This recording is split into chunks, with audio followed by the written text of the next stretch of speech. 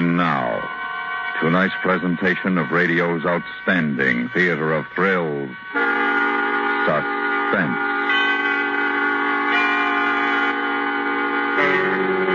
Tonight, we bring you a story based on fact. A man's last hours in a death cell awaiting execution. We call it The Phones Die First. So now, starring Harry Bartell, here is tonight's suspense play, The Phones Die First.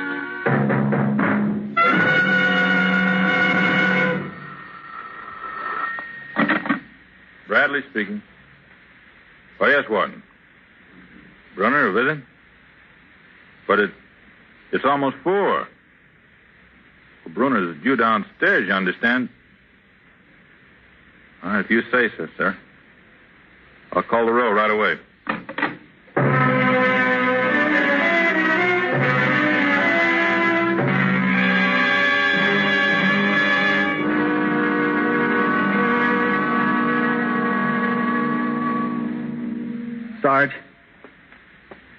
Sarge? Yeah, Brunner. How about these law books? I got a lot of them here. You can give them to the library if you want, or the fellows here. Whatever you want to do. How about the guys, huh? Fine with me. Well, that's about everything. Except my personal stuff. Do I have time, Sarge? It's not quite 4 yet. Oh, excuse me, Brunner. Sure.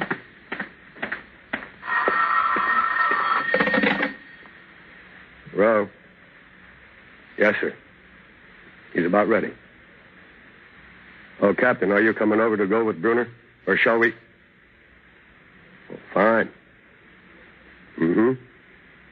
Yeah, he's all right. Yeah, we'll do. Bye. Bill. Yes, Sarge?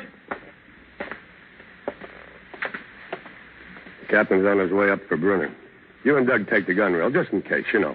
Right, Sarge. You know something? What? I'll be glad when the cap takes me off this tour. Each time one of them poor devils takes the big walk, I do too. You'll get used to it. They do.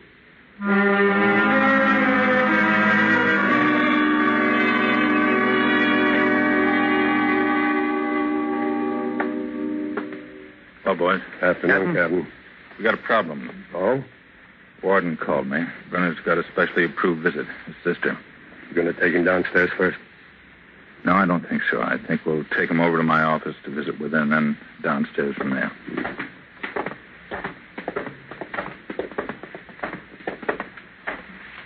Hello, Frank. Oh, Cam. How's it going? Okay, I guess. It's just about 4, Frank. Yeah. But first, you got a visit. Me? Who? Your sister. Oh, I thought maybe it was my lawyer with some news. Well, if there is any, Frank, you'll hear. Don't worry about that. Yeah, Cap, I won't worry.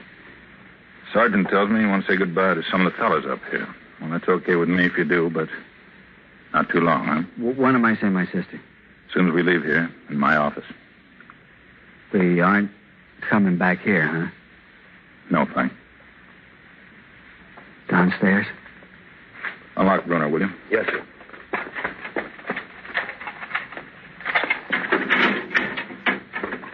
I'll wait for you at the elevator gate, Frank. Thanks, Cap. You got everything, Brunner? Yes, sir. Hey, Frank. Over here. Don't worry, I hadn't forgotten you, Whitey. I'll take care of your pictures for you if you want. Well, thanks, but I already gave them to the Sarge here. He's going to send them home. Oh. But I tell you what you can do. You can take his dictionary of mine. Maybe it'll do you some good. What do I want with a book? Has a lot of big words in it. Well, we're going... Sure, Frank, I'd like it. Thanks. Dream the big dream for me, will you? So long, White. So long, Frank. Hey, Frank. What's happening, Lucky? Nothing shaking. I'd like you to take these books here off my hands, would you? Oh, sure. We can all use them. No, especially you. They've had a charm for you. They kept you from taking the walk I'm taking today. I don't know. I've got a terrible hunch I'm turning the last few pages. No, you keep writing those writs. Those law books still work. Maybe not always in time for everybody, but they've done all right for you. Gee, Frank, I wish... you know. Sure, I understand. We'll be thinking about you tomorrow. Do that. Hi, kid. Brother? How you doing? Sick of this crummy place. You're not in a hurry to leave it, are you? I don't know. This whole joint. You want to go with me? If you think I'll kiss anybody goodbye, you're crazy. No one's ever handed me anything. I don't expect them to do it now. You have it your way, kid. I think you're all noise. Listen, Bruner, I don't see giving these bulls anything. When I go, they want to have an extra goon squad waiting because I'm going to leave them something to remember me by. Kid, I ain't got much time to talk. I want you to have something of mine. Here. What is it? Tom Sawyer. You a jokester? No, I want you to have it. I don't get it. Will you read it? Maybe it'll make you see somebody you never knew. When everything was wonderful tomorrow. Sure, Bruno. I'll read it in the easy chair downstairs. Sure, kid. I'll be seeing you. Sure thing. Sorry about the kid, Frank. He talks too much. You get scared all kinds of ways, Cap. Yeah, maybe so. You ready, Frank? No. Let's go.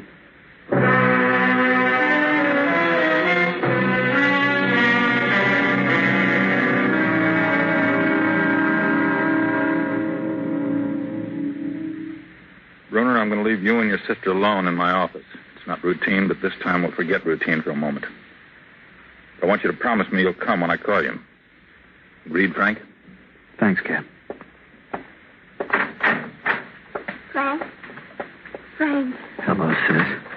Oh, Frank. And now listen, honey, we haven't got much time. We shouldn't spend it bawling, huh?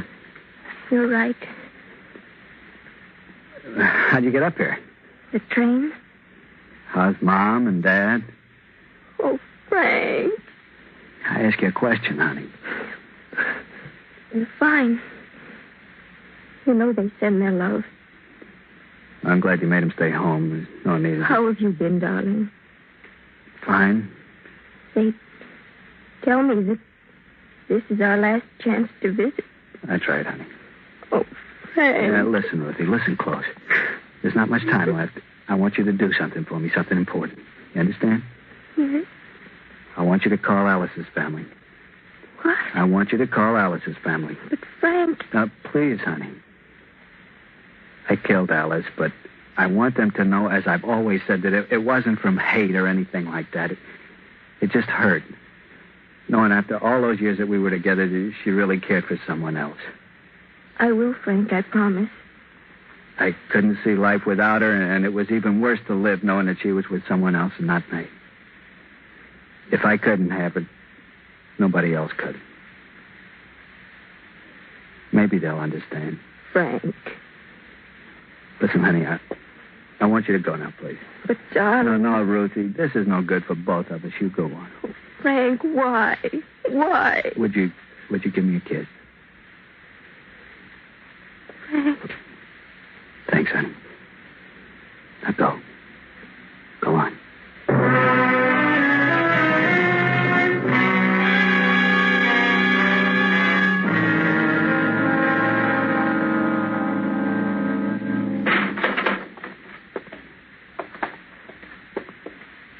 This is it, huh, Sarge? Last stop. When I was upstairs on the row, I used to see him come down here in the afternoon before, just like today. I always wondered. And the wondering's over. You got enough cigarettes? You know, I don't smoke much, Sarge. It's bad for the system. Hey, what time did Cap say he'd be back? Around 6. Well, it's almost that now, isn't it? Just about. Time is something we'll all be keeping track of pretty close the next 14 hours, huh?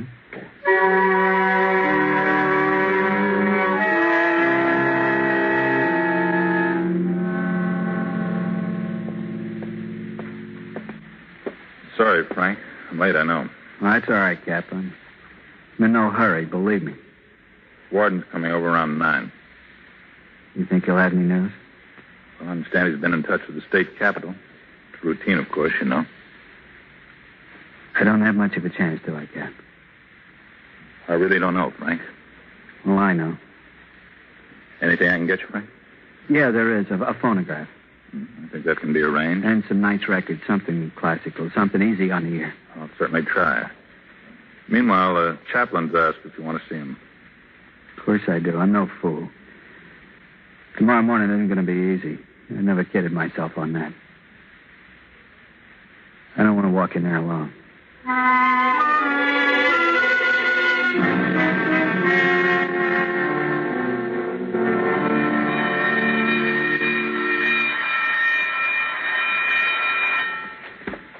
Hey, Whitey. Whitey. What? The lights will be out in a minute or two. 10 o'clock. So? I wonder what Bruner's doing. He's probably doing it hard. He was an okay guy. Never could quite figure. Hey, what did he give you? His dictionary. Dictionary? You know what he gave me? Tom Sawyer. Can you imagine? Listen, kid. He had you figured a long time ago when you first come up here. Yet all you did when he came by this afternoon was lip off. What was I supposed to do? Break down in tears? Don't be so sure of yourself. But like I was saying, guys like him you never figure out. First they're with you, and then you're sitting like us right now remembering them. And you're glad they were with you. What could I say? I don't know. Hey, Whitey, you think Bruner will really go tomorrow morning? Who knows? Well, one of the bulls was telling me a couple of weeks ago that when one of us gets it, they knock off all the phones an hour before. Said something about keeping the lines clear except for the one downstairs. Real slick, huh? Yeah. Yeah, real slick. Everything dies in order. The free world when you come in here. And the last light of day in the afternoon before. And just before they sit you down in a little green room, they kill all the phones. Then they go about killing you.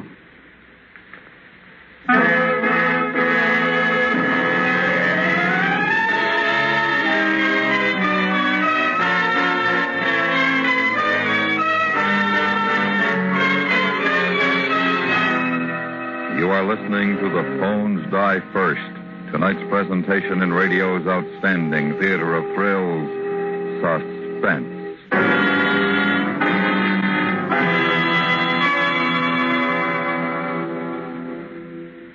Underworld characters who want an easy buck and aren't fussy how they make it are endlessly inventive.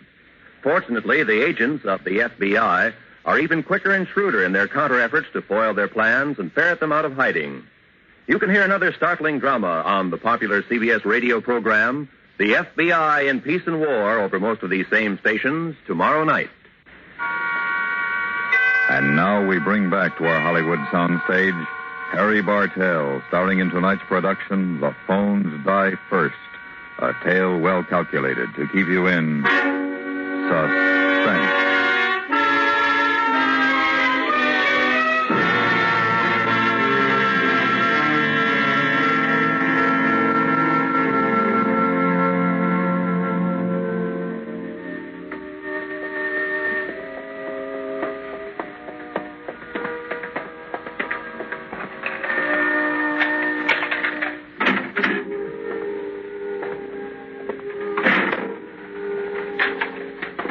Hello, Frank.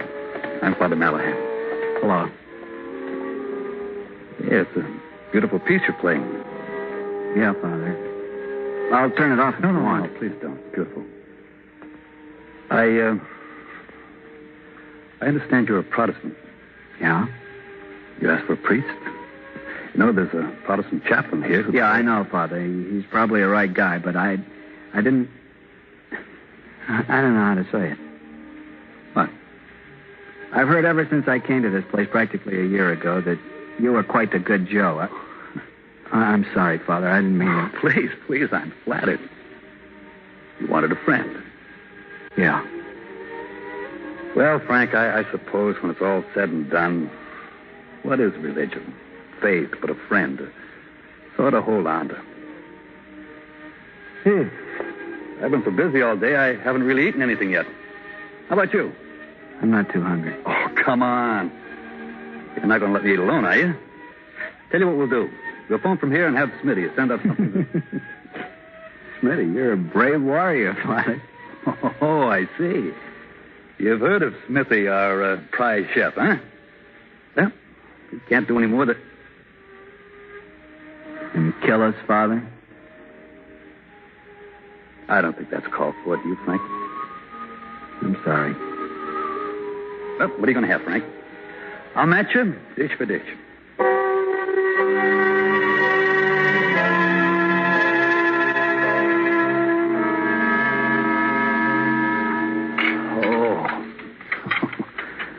I should have known better than to try to eat more than a Dutchman. I think you did pretty good, Father, considering that you haven't got much to stow your food away. Hey, you casting aspersions at this thin house of mine? You'd be surprised.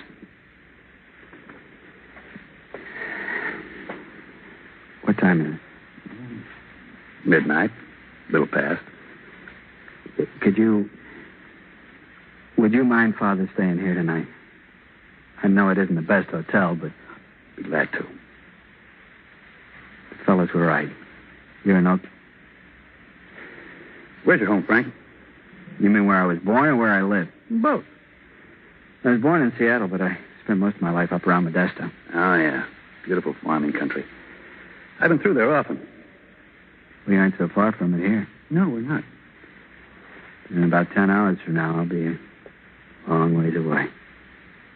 Frank, you a fatalist? No, Father. But I know when not to kid myself. Oh, I don't think it's kidding yourself to believe that even though we may be in some dire straits, that often we actually come out of them. Not this time. Well, if I were you, I'd sort of put my trust in someone much more sure than you and me. Then I'd relax as best I knew how. Sure.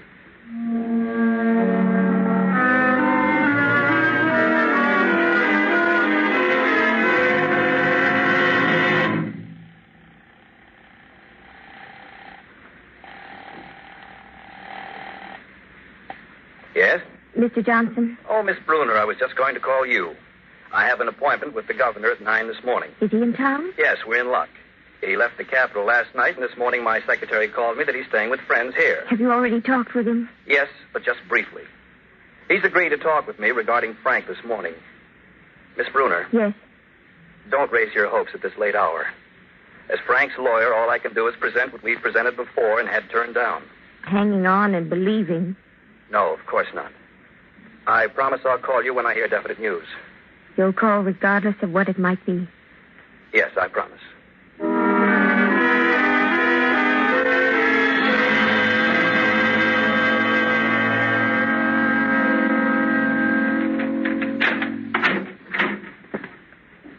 Morning, Father.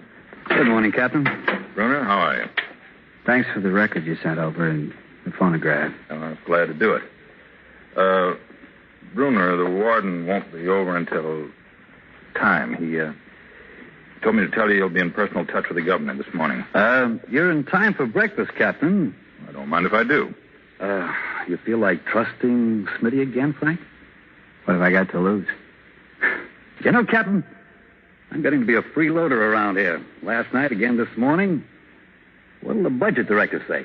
Well, I think he'd say, let's eat. All right, Captain. Let's have orange juice, bacon and eggs, hot cakes, toast, and strong black coffee. More coffee, Frank? How about you, Captain? No, thanks, Father. I got to be going. There's some things I've got to attend to. Captain, Yes, Bruner? I'd like to ask you something. Sure.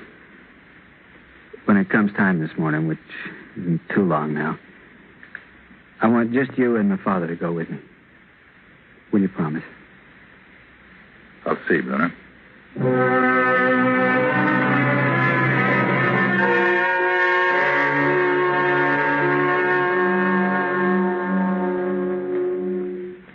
Hey, Whitey, Lucky. you checking the time? Who ain't? Frank was all right, huh? Wish he could have been around longer. Hey, you're the lawyer up here. How about this last-minute stay routine? Couldn't Frank get it as well as the next guy? Hey, you know, we've seen him get him. Yeah, it's 9 o'clock now. If they're going to give him one, they better be warming up the warden's phone. I'd like to see him come up that elevator again. It'll do us all good. Are you guys praying over there? Why don't you drop dead? Oh, no. No, they're going to have to do the honors for me. Hey, Whitey, you ever see such a screwball? You'll meet a different kid come his time to follow Frank. Believe me.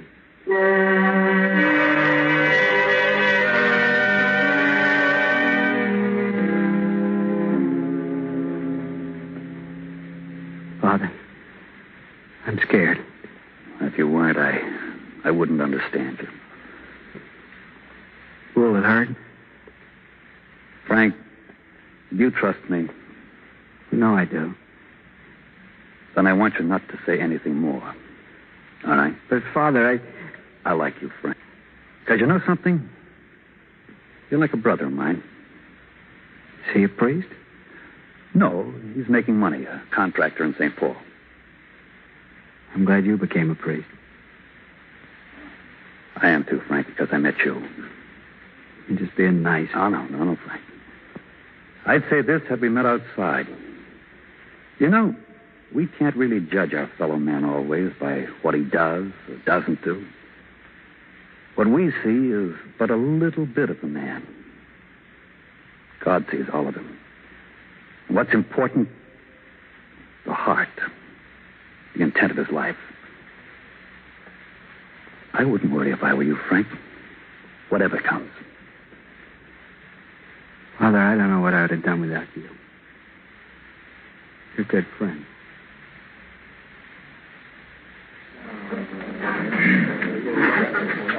Will all of those of you who have proper identification and credentials for admittance to the chamber area prepare them now for showing before entering? I must remind you again that no smoking or talking will be allowed once you're in the outer chamber itself. And I must remind you also that once you are inside, you will not be allowed to leave. Should you feel the need for assistance at any time during the ensuing proceedings, a custodial officer will be there to assist you. May I say now, if there's... You may do so. Very well. You will sign the register inside the chamber, giving your name, address, and professional capacity. I recognize a few faces in the group, but to those who are here for the first time, we do not treat these proceedings as a show, but a grim task to be done as quickly and mercifully as possible. Will you come with me, please?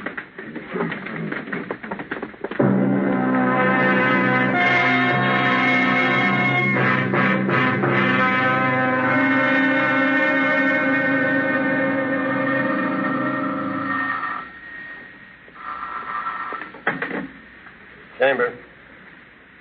Yes? Yes, sir. Yeah, I'll tell. Yes, sir. Brunner, it was the warden. Yeah? He hasn't been able to reach the governor. Yeah, I know.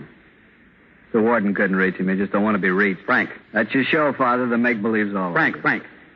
Will you listen to me? I have been, Father, and I'm still going through that green door over there. Frank, as a friend.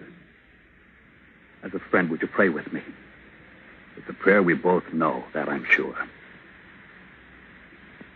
Our Father, who art in heaven, hallowed be thy name.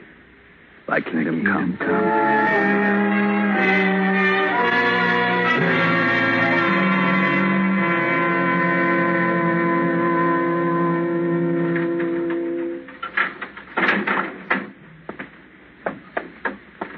Father, we're ready. So are we. Would you give us a moment? Surely.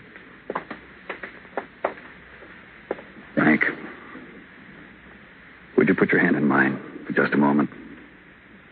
Sure, Father. And then we'll walk like only friends can. Side by side.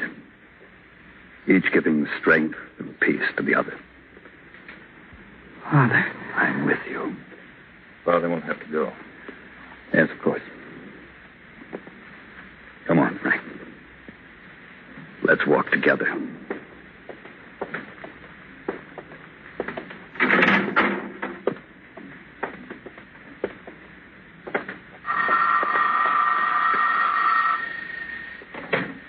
Chamber. Yes, sir. Warden! Warden! It's the governor's office. Father. Father. Yes, Frank. We're going to be all right.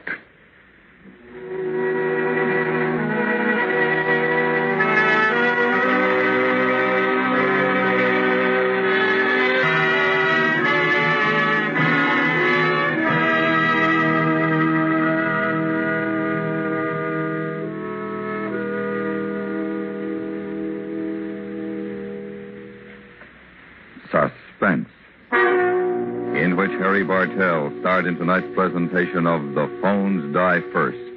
Next week, we bring you a story of a woman who finds a letter warning of death and has only 3 hours to deliver it. We call it The Death Parade. That's next week on Suspense.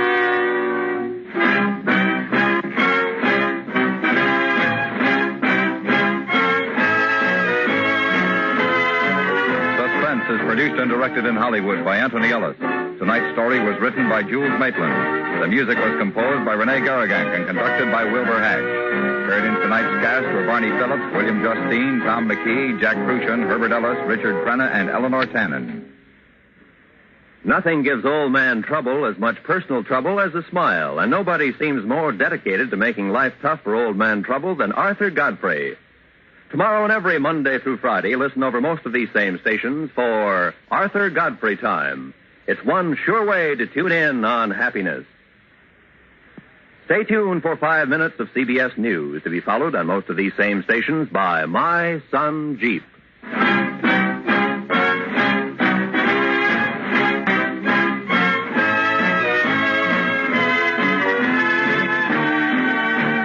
America listens most to the CBS Radio Network.